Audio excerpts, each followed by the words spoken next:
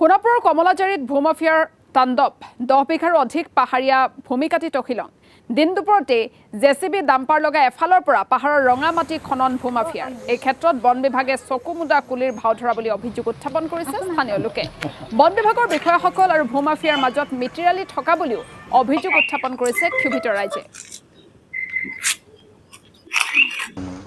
আমাৰ সাধাৰণ ৰাইজৰ এটা মনত এটা প্ৰশ্ন উত্থাপন হৈছে যে এইটো মানে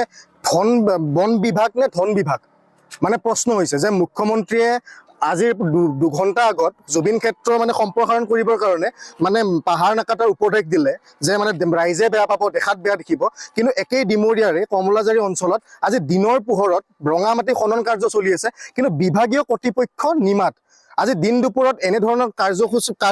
কাম কৰি থকাৰ পিছতো বিভাগীয় কৰ্তৃপক্ষ এই স্থানত আহিব লাগিছিল কাম বন্ধ কৰিব লাগিছিল নে কোনোবা সহজ সৰল ঘৰৰ মানুহে যেতিয়া অকণমান ঘৰটো বনাবৰ কাৰণে যেতিয়া অকণমান পাহাৰ কাটে কিন্তু বিভাগীয় কৰ্তৃপক্ষ এনে ধৰণৰ মানে কথা বতৰা কয় বা এনে ধৰণৰ ব্যৱস্থা গ্ৰহণ কৰে যে সাধাৰণ মানুহে ঘৰটো বনাবৰ কাৰণে মাটি কাটিব নোৱাৰে কিন্তু আজি ইয়াত মানে কোনোবা শক্তিশালী ব্যক্তিৰ কোনোবাৰ হাতৰ মানে ক'ৰবাত মানে আশীৰ্বাদ আছে চাগে সেইকাৰণে দিন দুপৰতে ৰঙা মাটি কাটি আছে আৰু আমি বিভাগটোক আমি প্ৰশ্ন কৰিছোঁ যে দিন দুপৰতে কেনেকৈ ৰঙামাটি কাটি খনন চলিব পাৰে আপোনালোকৰ বিভাগটো থকাৰ পিছত আপোনালোকে মানে